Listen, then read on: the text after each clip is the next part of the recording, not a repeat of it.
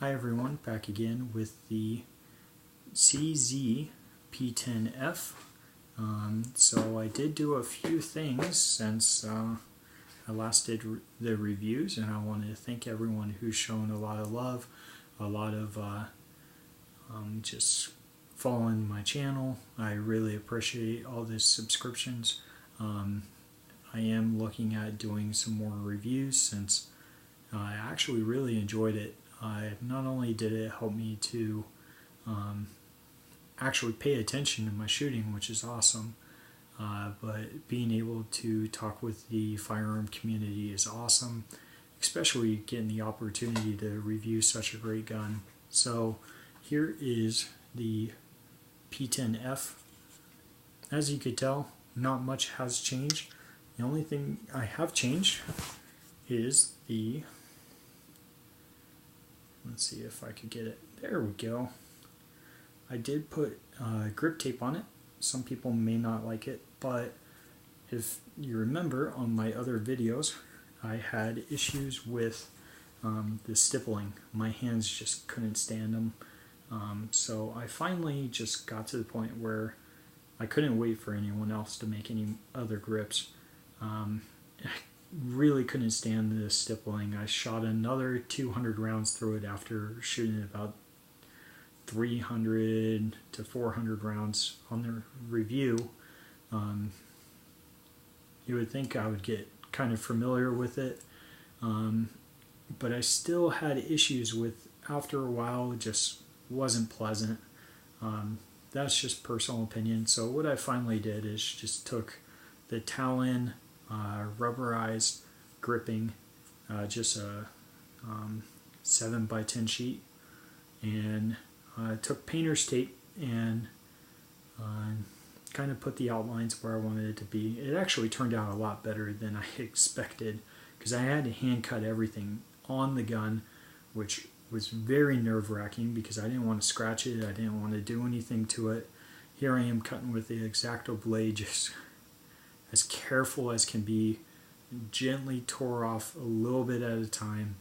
And then I took my wife's hair dryer and just molded it, went back, cut a little bit more, molded it, cut some more. It actually turned out really great. I took it back to the shop where I bought it from, Dixie Gun and Fish. They're awesome people. Told them, I gave them a shout out on my channel. I'm going to continue to do so because that's where I get a lot of my transfers through. It's where I get a lot of my firearms through.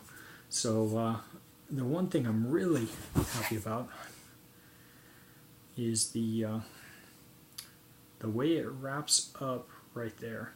I didn't intend for that to happen. That was a mistake. I was just trying to get it to conform on both sides and cover up the stippling on both sides. So it was just by happenstance. And I did check to make sure the firearm is unloaded. It's been unloaded since I went shooting with it. I actually just cleaned it, so I know it is unloaded.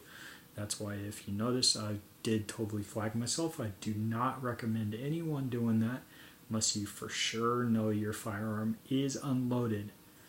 On top of that, not only are they unloaded, but I have only 2 mags for it, and both mags are sitting right there fully loaded. So I know for a fact it is safe. Not just that, but I also, if you can tell, it is unloaded. So anyways, going back to it, just to make sure no one says anything later, because I don't want any issues with anyone thinking I'm being unsafe with firearms.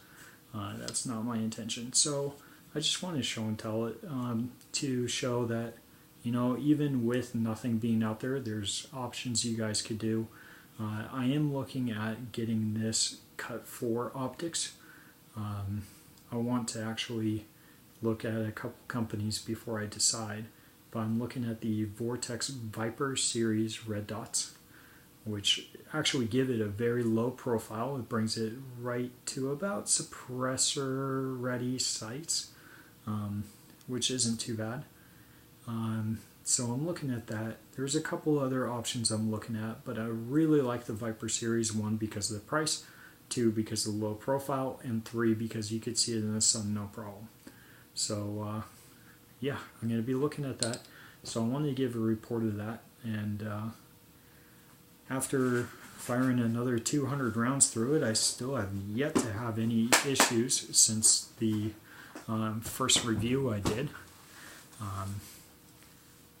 So the first one, in case no one's seen the other reviews, is the gun malfunctioned. It had a stovepipe because I was using cheap Winchester ammo. Looking back at the videos after, I noticed there was a powder charge issue, which was causing my follow-up shots to vary instead of having it be precise. So I did go out and purchase 500 rounds of that Remington Law training ammo that I had used, where I was kind of showing off in the video using the reactive targets to get the headshots. That's probably the best shots I've made in my life, so I'm happy I got it on video. So I went and got those and put another 100 rounds through the pistol. So I'm up to about maybe 600 or 700 rounds. I need to go back and double check.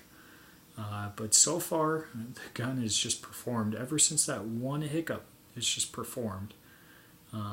So I'm really, really happy with it, especially at the price I got it for. Even cutting it for optics, all that is still not a bad deal. So I did just hear that the P-10F optics ready has hit the market. It's very, very hard to find. I have not seen one yet. I do know one person on one of my videos had commented saying he got one. So that's good news that those have hit the market. I did also hear rumors that the S, that's optic ready, has also hit the market.